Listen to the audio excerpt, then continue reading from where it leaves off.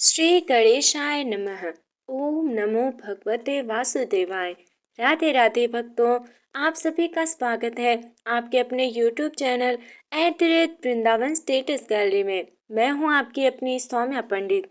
आज हम सुनेंगे अधिक मास के कृष्ण पक्ष में आने वाली परम पुण्यदायिनी, पापों का नाश करने वाली, भगवान विष्णु को अत्यंत प्रिय परमा एकादशी व्रत की महिमा और दिव्य कथा। भक्तों, शास्त्रों में कहा गया है कि हजारों अश्वमेध यज्ञ, सैकड़ों राजसूय यज्ञ और अनगिनत तीर्थ यात्राओं से जो पुण्य प्राप्त होता है, वही पुण्य श्रद्धा और भक्ति से की गई परमा एकादशी के व्रत से प्राप्त हो जाता है। जो व्यक्ति निर्धन हो, दुखी हो, संतानहीन हो, रोगों से घिरा हो या जीवन में निरंतर बाधाओं का सामना कर रहा हो, उसे परमा एकादशी का व्रत अवश्य करना चाहिए। अब कथा आरंभ करते हैं। एक समय की बात है, द्वापर युग में पांडवों के ज्येष्ठ भ्राता धर्मराज युधिष्ठिर ने भगवान श्री कृष्ण से पूछा, हे जगन्नाथ, हे दीन बंधु, अधिक मास के कृष्ण पक्ष में आने वाली एकादशी का क्या नाम है? उसकी महिमा क्या है? उसका व्रत कैसे किया जाता है? कृपा करके विस्तार से बताइए। भगवान श्री कृष्ण मुस्कुराए। उन्होंने कहा, हे राजन, तुमने अत्यंत कल्याणकारी प्रश्न पूछा है। ये एकादशी सभी एकादशियों में विशेष मानी गई है। इसका नाम है परमा एकादशी। जो मनुष्य श्रद्धा पूर्वक इसका व्रत करता है, उसके समस्त पाप नष्ट हो जाते हैं और उसे अंत में वैकुंठ धाम की प्राप्ति होती है। इसके बाद श्री कृष्ण ने एक प्राचीन कथा सुनाने आरंभ की। प्राचीन काल में कंबोज देश में एक ब्राह्मण रहता था। उसका नाम था सुमेध। वो अत्यंत विद्वान, धर्मपरायण और भगवान विष्णु का भक्त था। उसकी पत्नी का नाम था पवित्रा। जैसा नाम वैसा ही उसका स्वभाव था। वो पतिव्रता, सदाचारी और धर्मनिष्ठ स्त्री थी। दोनों पति पत्नी भगवान का भजन करते थे, परंतु उनके जीवन में एक बड़ी समस्या थी। वे अत्यंत निर्धन थे। इतने निर्धन कि कई कई दिनों तक भोजन भी नहीं मिलता था। घर में ना धन था, ना अन्न था और ना ही कोई साधन। कभी कोई दान दे देता तो भोजन बन जाता, अन्यथा उपवास करना पड़ता था। फिर भी दोनों भगवान को दोष नहीं देते थे। वे सोचते, ये सब हमारे पूर्व जन्मों के कर्मों का फल है। समय बीतता गया, गरीबी बढ़ती गई। एक दिन ऐसा आया कि घर में एक दाना भी नहीं बचा। सुमेध ब्राह्मण भूखे पेट बैठा था। उसकी पत्नी पवित्रा भी कई दिनों से आधा पेट भोजन कर रही थी। फिर भी जब कोई अतिथि द्वार पर आता तो वो अपना हिस्सा भी उसे दे देती। उसकी सेवा देखकर देवता भी प्रसन्न होते थे। लेकिन अब स्थिति इतनी कठिन हो चुकी थी कि स्वयं उनका जीवन संकट में पड़ गया।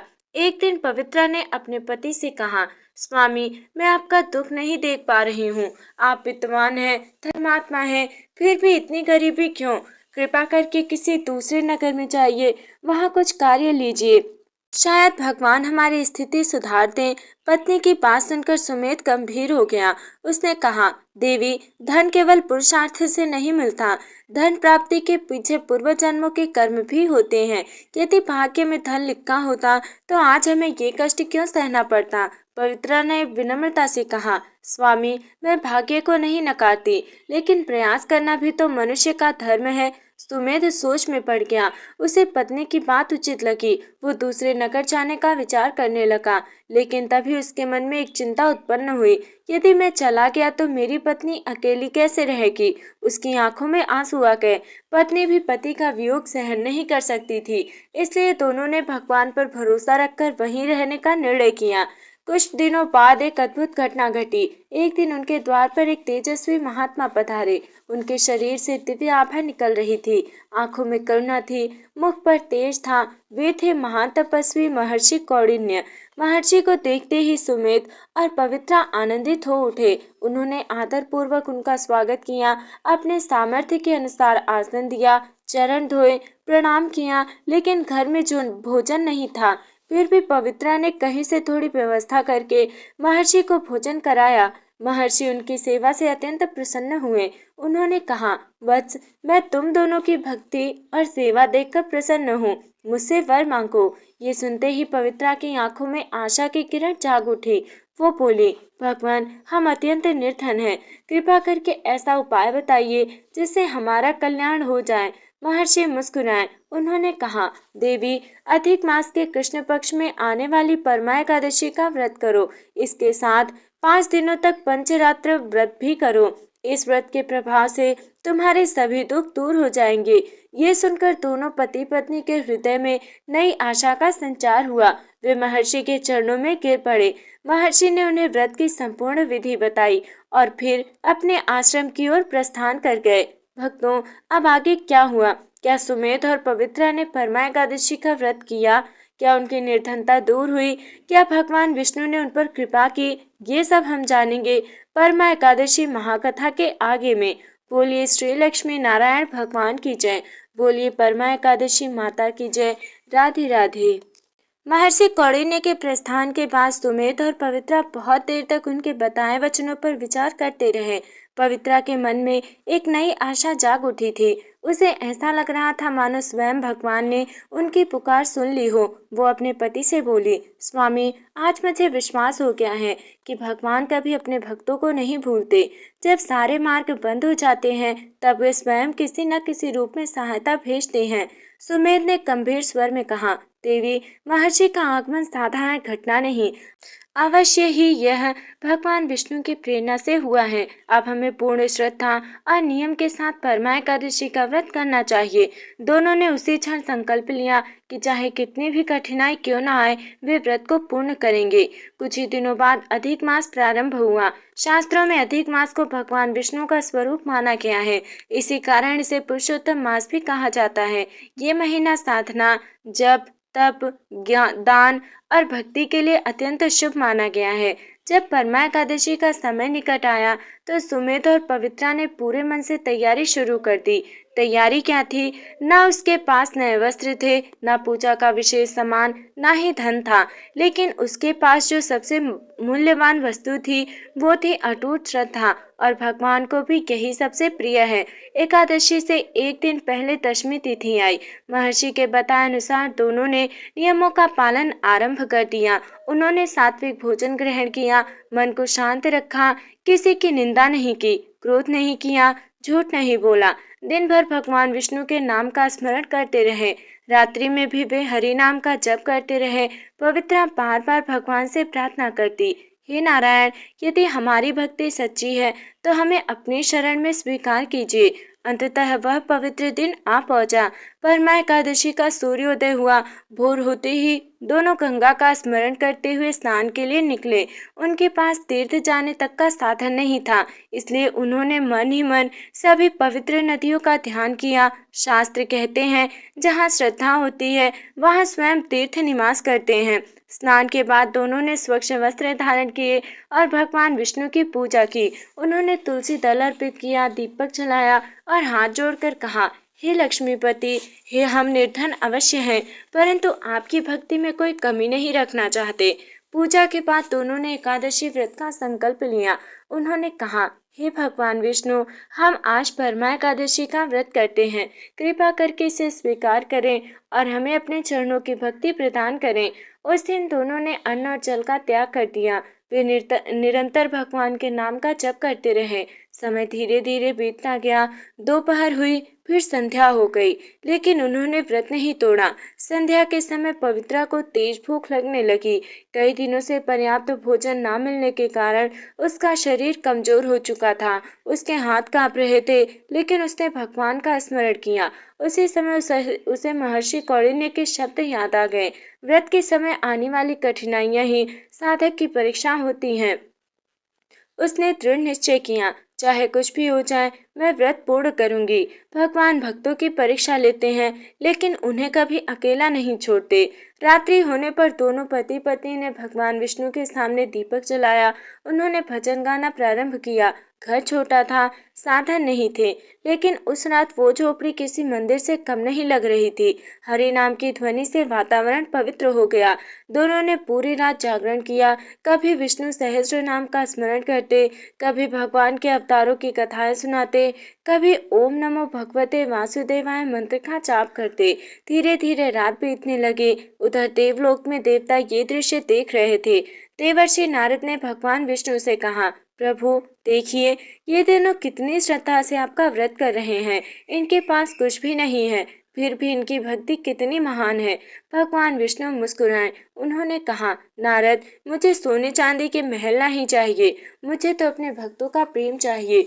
जो मुझे सच्चे हृदय से पुकारता है, मैं उसके पास अवश्य पहुंचता हूँ। भगवान की आंखों में करुणा झलक रही थी। उन्होंने उसी समय अपने भक्तों पर कृपा करने का निश्चय कर लिया। अगले दिन द्वादशी आई। सुमेध और पवित्रा ने विधि पूर्वक भगवान की पूजा की। इसके बाद पंचरात्र व्रत आरंभ किया। यह 5 दिनों तक चलने वाला विशेष व्रत था। उन्होंने प्रतिदिन भगवान विष्णु का पूजन किया, दान किया, जप किया, साधना की और अपने सामर्थ्य के अनुसार सेवा करते रहे। हालांकि उनके पास देने के लिए कुछ नहीं था, फिर भी वे अतिथियों को सम्मान देते, संतों को प्रणाम करते और भगवान का स्मरण करते रहते। व्रत के तीसरे दिन एक चमत्कारिक घटना हुई। कंबोज देश का राजा शिकार के लिए निकला हुआ था। वो जंगलों और मार्गों से होकर गुजर रहा था। अचानक उसका रात उस क्षेत्र में पहुंचा जहां सुमेध की छोटी सी झोपड़ी थी। राजा ने उस झोपड़ी को देखा। उसे आश्चर्य हुआ, क्योंकि उस स्थान के चारों ओर एक अद्भुत शांति और दिव्य प्रकाश दिखाई दे रहा था। राजा ने अपने सेवकों से पूछा, यह स्थान किसका है? सेवकों ने बताया, महाराज, यहाँ एक निर्धन ब्राह्मण सुमेध अपनी पत्नी के साथ रहता है। राजा के मन में उनसे मिलने की इच्छा हुई और यहीं से उनकी किस्मत बदलने वाली थी। ओम नमो भगवते वासुदेवाय। श्री लक्ष्मी नारायणाय नमः। राधे राधे भक्तों, परमा एकादशी महाकथा में अभी आपने सुना कि किस प्रकार सुमेध और पवित्रा ने पूर्ण श्रद्धा के साथ परमा एकादशी तथा पंचरात्र व्रत का पालन किया। उनकी भक्ति से प्रसन्न होकर भगवान विष्णु ने उन पर कृपा करने का निश्चय किया। उसी समय कंबोज देश का रास्ता शिकार करते करते उनके आश्रम सामान छोटे से घर के निकट पहुंच गया। अब आगे की कथा सुनते हैं। राजा अपने सैनिकों और मंत्रियों के साथ उस झोपड़ी के सामने पहुंचा। जैसे ही उसने उस स्थान में प्रवेश किया, उसके मन में अद्भुत शांति का अनुभव हुआ। वो सोचने लगा, ये कैसी विचित्र बात है। यह स्थान तो अत्यंत साधारण है, फिर भी यहाँ दिव्य आनंद का अनुभव हो रहा है। राजा ने झोपड़ी के भीतर देखा। वहाँ सुमेध ब्राह्मण भगवान विष्णु का नाम जप रहे थे और पवित्रा दीपक के सामने बैठकर हरि नाम का स्मरण कर रही थी। उनके चेहरे पर गरीबी का दुख नहीं, बल्कि भक्ति का तेज दिखाई दे रहा था। राजा ये देखकर अत्यंत प्रभावित हुआ। सुमेध ने राजा को आते देखा तो तुरंत उठकर प्रणाम किया। पवित्रा ने भी हाथ जोड़कर उनका स्वागत किया। उनके पास देने के लिए कुछ नहीं था, फिर भी उन्होंने राजा को आसन दिया। राजा ने विनम्रता से आसन ग्रहण किया। कुछ देर तक वो दोनों की बातें सुनता रहा। उसे आश्चर्य हो रहा था कि इतनी निर्धनता में भी ये लोग भगवान का धन्यवाद कर रहे हैं। कोई शिकायत नहीं, कोई क्रोध नहीं, कोई लोभ नहीं, केवल भक्ति। राजा ने पूछा, हे ब्राह्मण देव, आप इतने निर्धन हैं, फिर भी आपके चेहरे पर दुख का कोई चिन्ह नहीं दिखाई देता। इसका कारण क्या है? सुमेध मुस्कुराए। उन्होंने कहा, महाराज, संसार का धन और वैभव क्षणभंगुर है, आज है कल नहीं रहेगा, लेकिन भगवान का नाम शाश्वत है। जो व्यक्ति भगवान की शरण में रहता है, वो विपत्ति में भी प्रसन्न रहता है। राजा उनके उत्तर से बहुत प्रभावित हुआ। तभी राजा की दृष्टि पवित्रा पर पड़ी। उसने देखा कि उसके वस्त्र पुराने हैं, शरीर दुर्बल है, लेकिन आंखों में अटूट विश्वास है। राजा ने पूछा, देवी, क्या तुम्हें कभी अपनी गरीबी पर दुख नहीं होता? पवित्रा ने हाथ जोड़कर उत्तर दिया, महाराज, दुख तो होता है, क्योंकि शरीर की आवश्यकताएं होती हैं, लेकिन मैं ये भी जानती हूँ कि भगवान जो करते हैं हमारे कल्याण के लिए करते हैं। यदि हम संकट में भी उनका स्मरण करें तो वही संकट हमारे लिए वरदान बन जाता है। राजा ये सुनकर स्तब्ध रह गया। उसे लगा मानो कोई महान संत बोल रहा हो। राजा ने मन ही मन सोचा, मेरे पास विशाल राज्य है, असंख्य सेवक है, अथाह धन है, फिर भी मुझे वो शांति नहीं मिलती जो इन निर्धन लोगों के पास है। उसका हृदय भक्ति से भर गया। उसे अनुभव हुआ कि भगवान ने उसे यहाँ किसी विशेष उद्देश्य से भेजा है। राजा ने सुमेध से कहा, हे ब्राह्मण श्रेष्ठ, आपकी भक्ति ने मुझे अत्यंत प्रभावित किया है। मैं आपको कुछ देना चाहता हूँ। सुमेध ने तुरंत कहा, महाराज, हम किसी से कुछ नहीं मांगते, जो भगवान देंगे उसी में संतोष रखेंगे। राजा और भी अधिक प्रभावित हुआ, क्योंकि सामान्यतः लोग राजा से धन प्राप्त करने का अवसर नहीं छोड़ते, लेकिन यहाँ तो स्थिति बिल्कुल विपरीत थी। राजा ने अपने सेवकों को आदेश दिया, आज से ये ब्राह्मण मेरे संरक्षण में रहेंगे। इन्हें रहने के लिए एक सुंदर घर दिया जाए, खेती के लिए भूमि दी जाए, गाय दी जाए और इनके जीवन यापन की उचित व्यवस्था की जाए। सैनिकों ने तुरंत राजा की आज्ञा का पालन किया। कुछ ही समय में सुमेध और पवित्रा के जीवन की परिस्थितियां बदलने लगी। जो लोग कभी एक समय के भोजन के लिए संघर्ष करते थे, उनके घर में अब समृद्धि आने लगी। लेकिन भक्तों, यह केवल राजा की कृपा थी। यह परमा एकादशी व्रत का प्रभाव था। महर्षि कौंडिन्य ने जो कहा था वो सत्य सिद्ध हो रहा था। भगवान विष्णु ने राजा को माध्यम बनाकर अपने भक्तों की सहायता की थी। सुमेध और पवित्रा ये बात भली भांति समझते थे, इसलिए उन्होंने कभी अपने वैभव का अहंकार नहीं किया। वे पहले की तरह विनम्र बने रहे। समय बीतने लगा, घर में धन आया, अन्न आया, गाय आई, सेवक भी आने लगे, लेकिन सुमेध और पवित्रा का जीवन नहीं बदला। वे प्रतिदिन भगवान विष्णु की पूजा करते, एकादशी का व्रत रखते, गरीबों को भोजन कराते, संतों की सेवा करते और भगवान का गुणगान करते। उनके लिए धन साधना था, साध्य नहीं। कहते हैं, जहाँ भगवान विष्णु की भक्ति होती है, वहाँ माता लक्ष्मी भी प्रसन्न होकर निवास करती हैं। धीरे धीरे उनके घर में इतना वैभव आया कि पूरा नगर आश्चर्य करने लगा। लोग पूछते, आखिर ऐसा कौन सा पुण्य किया है इन लोगों ने? तब सुमेध केवल एक ही उत्तर देते, ये सब भगवान की कृपा और परमा एकादशी के व्रत का फल है। अब पूरे कंबोज देश में उनकी कथा फैल गई। लोग दूर दूर से उनसे मिलने आने लगे। कई निर्धन लोग उनसे प्रेरणा लेने लगे। कई लोग भगवान विष्णु की भक्ति में लग गए। कई लोगों ने परमा एकादशी का व्रत आरंभ कर दिया। धीरे धीरे पूरे क्षेत्र में धर्म और भक्ति का वातावरण बनने लगा। भगवान श्री कृष्ण ने युधिष्ठिर से कहा, हे राजन, देखो परमा एकादशी का प्रभाव कितना महान है। इस व्रत ने न केवल सुमेध और पवित्रा का कल्याण किया, बल्कि उनके माध्यम से असंख्य लोगों को भी धर्म के मार्ग पर चलाया। युधिष्ठिर बड़े ध्यान से ये कथा सुन रहे थे। उनकी आंखों में श्रद्धा भर आई। भक्तों, कथा अभी समाप्त नहीं होती, अब आगे जानेंगे सुमेध और पवित्रा के पूर्व जन्म का रहस्य क्या था। उन्हें इतनी गरीबी क्यों मिली थी? महर्षि कौंडिन्य को उनके घर आने की प्रेरणा कैसे मिली? और अंत समय में भगवान विष्णु ने उन्हें कौन सा दिव्य वरदान दिया? यह अत्यंत भावुक और रहस्यमय प्रसंग हम सुनेंगे परमा एकादशी महाकथा की आगे में। बोलिए श्री लक्ष्मी नारायण भगवान की जय। बोलिए परमा एकादशी माता की जय। बोलिए भक्त सुमेध और माता पवित्रा की जय। ओम नमो भगवते वासुदेवाय। श्री लक्ष्मी नारायणाय नमः। राधे राधे भक्तों, परमा एकादशी महाकथा में अभी आपने सुना कि कैसे भगवान विष्णु की कृपा और परमा एकादशी व्रत के प्रभाव से निर्धन ब्राह्मण सुमेध और उनकी धर्मपत्नी पवित्रा के जीवन में सुख समृद्धि का आगमन हुआ। राजा ने स्वयं उनकी सहायता की और उनका जीवन बदल गया। लेकिन अब कथा का सबसे रहस्यमय और आध्यात्मिक प्रसंग आरंभ होता है। आज हम जानेंगे कि आखिर सुमेध और पवित्रा को इतना कष्ट क्यों मिला था, उनके पूर्व जन्म का रहस्य क्या था और भगवान अपने भक्तों की परीक्षा क्यों लेते हैं। भगवान श्री कृष्ण के मुख से ये कथा सुनकर धर्मराज युधिष्ठिर के मन में एक प्रश्न उत्पन्न हुआ। उन्होंने विनम्रता से पूछा, हे माधव, सुमेध और पवित्रा इतने धर्मात्मा थे, फिर भी उन्हें जीवन में इतनी गरीबी और कष्ट क्यों सहने पड़े? यदि वे भगवान के भक्त थे तो उन्हें प्रारंभ से ही सुख क्यों नहीं मिला? श्री कृष्ण मुस्कुराए। उन्होंने कहा, हे राजन, ये संसार कर्मों के नियम से चलता है। यहाँ बिना कर्म फल के कुछ भी नहीं मिलता। कभी कभी महान भक्त भी अपने पूर्व जन्मों के शेष कर्मों का फल भोगते हैं, लेकिन भगवान उनकी रक्षा अवश्य करते हैं। श्री कृष्ण ने आगे कहा, बहुत समय पहले सुमेध और पवित्रा एक समृद्ध परिवार में जन्मे थे। उनके पास धन, वैभव और ऐश्वर्य की कोई कमी नहीं थी, लेकिन उस जन्म में उन्होंने दान पुण्य पर अधिक ध्यान नहीं दिया।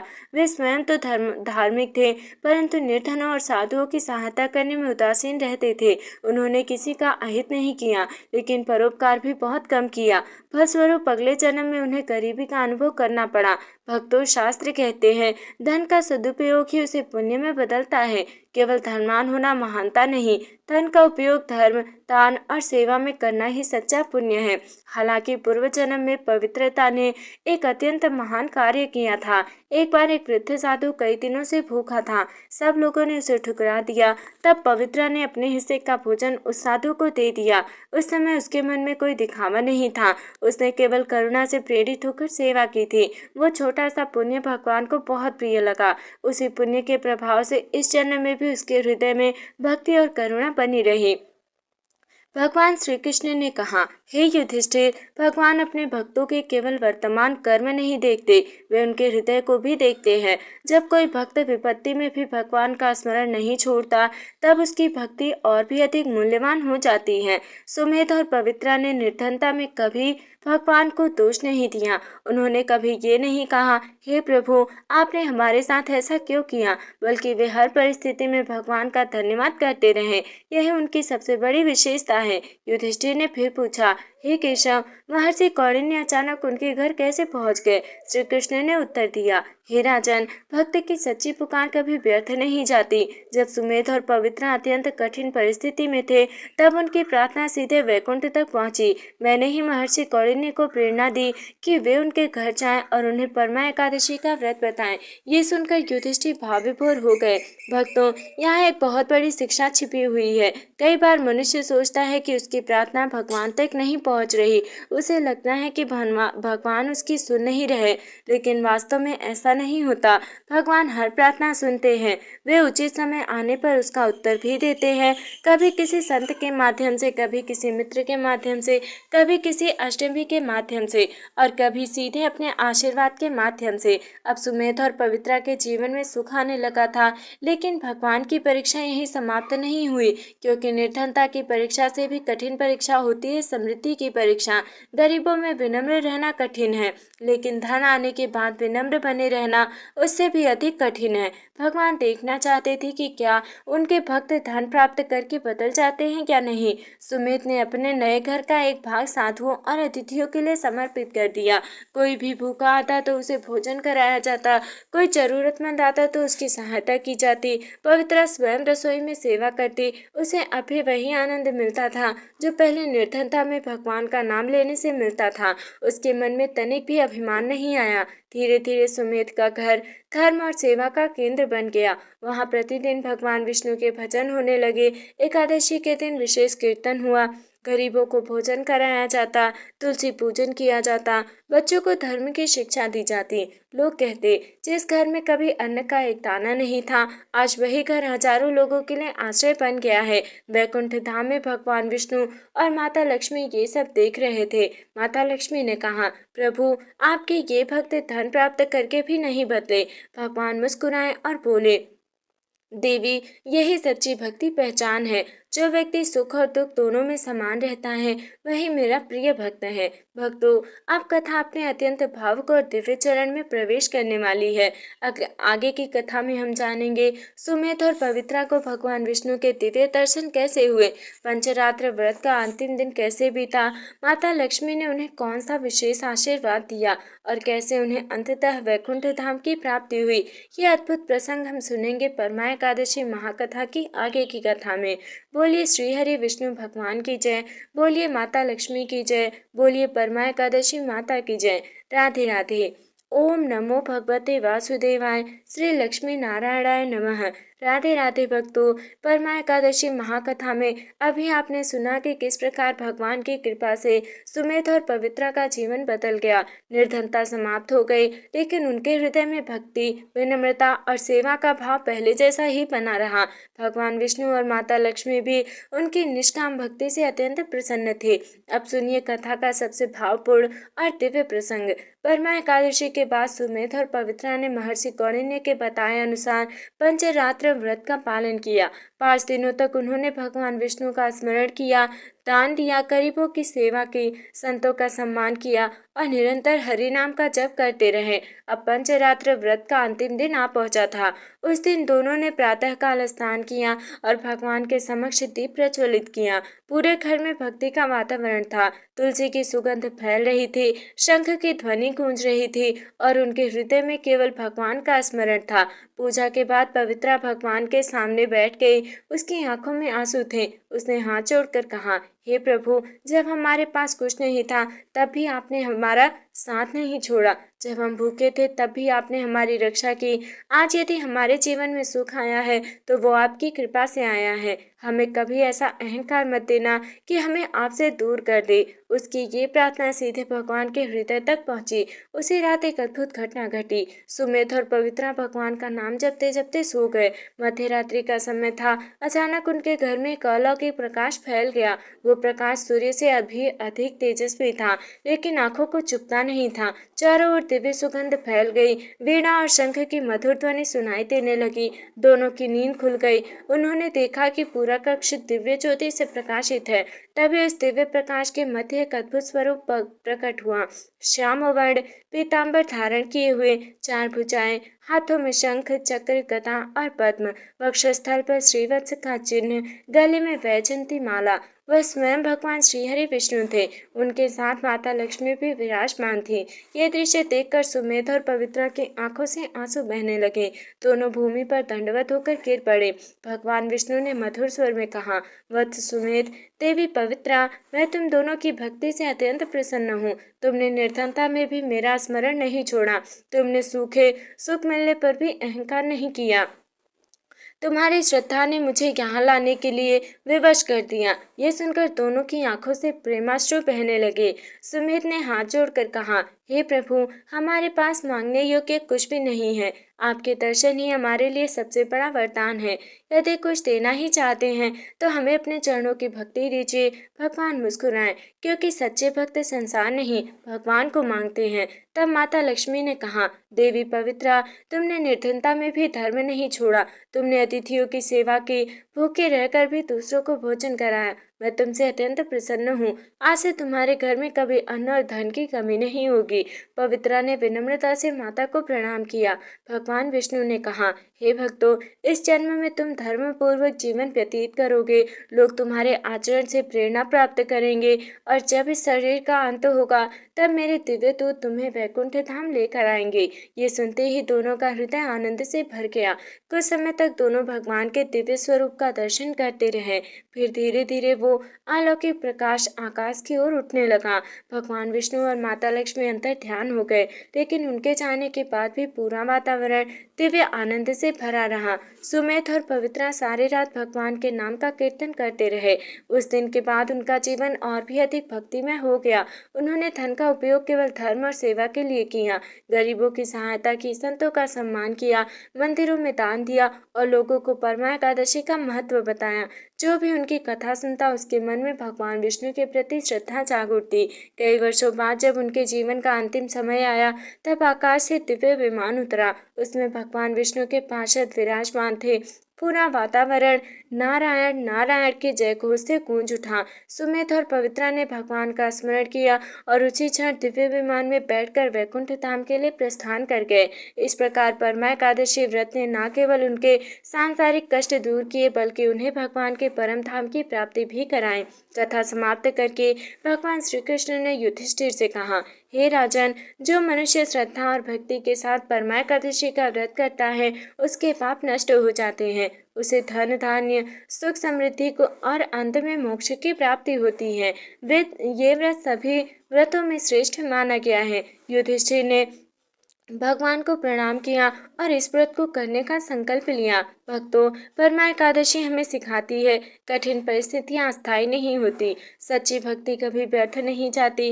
भगवान अपने भक्तों की परीक्षा लेते हैं, लेकिन उनका साथ नहीं छोड़ते। श्रद्धा, सेवा और धैर्य अंततः जीवन को दिव्यता की ओर ले जाते हैं। बोलिए श्री लक्ष्मी नारायण भगवान की जय। बोलिए परमा एकादशी माता की जय। बोलिए भक्त सुमित पवित्रा की जय। बोलिए श्री राधे कृष्ण भगवान की जय। राधे राधे।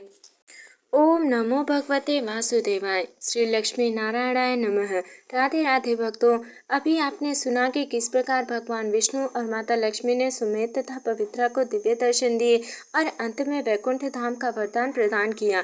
ये कथा यहीं समाप्त नहीं होती, क्योंकि भगवान श्री कृष्ण ने युधिष्ठिर को परमा एकादशी की महिमा से जुड़े कई गुप्त रहस्य भी बताए थे। आज के भाग में हम उन्हीं दिव्य रहस्यों को जानेंगे। कथा सुनने के बाद युधिष्ठिर ने भगवान श्री कृष्ण से कहा, हे जनार्दन, परमा एकादशी की महिमा तो अद्भुत है, किंतु क्या केवल निर्धन ही इसका लाभ प्राप्त करते हैं या फिर राजा, गृहस्थ, स्त्री, पुरुष, वृद्ध और युवा सभी इसके फल के अधिकारी हैं? भगवान श्री कृष्ण मुस्कुराए। उन्होंने कहा, हे धर्मराज, परमा एकादशी किसी एक वर्ग के लिए नहीं है, ये समस्त मानव जाति के कल्याण के लिए है। जो भी श्रद्धा और विश्वास से इसका पालन करता है, वो इसके दिव्य फल को प्राप्त करता है। श्री कृष्ण बोले, बहुत समय पहले एक नगर में एक धनी व्यापारी रहता था। उसके पास अपार धन था, लेकिन मन में शांति नहीं थी। दिन रात उसे अपने धन की चिंता लगी रहती। कभी व्यापार घटने का भय, कभी चोरी का डर, कभी हानि की आशंका। धीरे धीरे उसका जीवन चिंता का घर बन गया। एक दिन उसने एक संत से पूछा, महाराज, मेरे पास सब कुछ है, फिर भी मैं सुखी क्यों नहीं हूँ? संत ने उत्तर दिया, क्योंकि तुम्हारे पास धन तो है, लेकिन भगवान पर विश्वास नहीं है। संत ने व्यापारी को परमा एकादशी का व्रत करने का सुझाव दिया। व्यापारी ने पहली बार जीवन में पूरे मन से व्रत किया। उस दिन उसने व्यापार की चिंता छोड़ दी, पूरा समय भगवान के नाम में लगाया, गरीबों को भोजन कराया, दान दिया, भजन किया और रात भर हरि नाम का कीर्तन किया। व्रत के बाद व्यापारी ने अनुभव किया कि उसके भीतर कुछ बदल गया है। पहले जहाँ भय था वहाँ विश्वास आ गया, पहले जहाँ चिंता थी वहाँ संतोष आ गया। उसे समझ में आ गया कि धन से अधिक मूल्यवान भगवान का स्मरण है।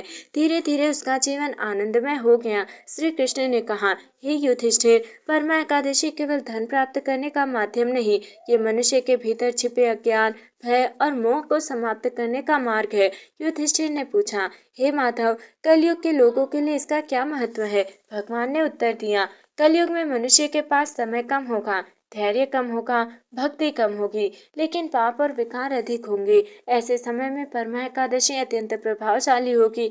जो व्यक्ति श्रद्धा से इसका व्रत करेगा, उसे विशेष कृपा प्राप्त होगी। भगवान ने एक और प्रसंग सुनाया। एक गांव में एक वृद्ध विधवा रहती थी। उसके पास कोई सहारा नहीं था। वो प्रतिदिन भगवान विष्णु का नाम जपती थी। एक बार उसने परमा एकादशी का व्रत किया। उसके पास पूजा की सामग्री भी नहीं थी। उसने केवल एक दीपक जलाया और भगवान का स्मरण किया। भगवान उसकी भावना से इतने प्रसन्न हुए कि उसके जीवन के अंतिम दिनों में उसे अद्भुत मानसिक शांति प्राप्त हुई। लोग उसकी स्थिति देखकर कहते, इस माता के चेहरे पर ऐसा तेज कैसे है? लेकिन वो जानती थी कि ये सब भगवान की कृपा है।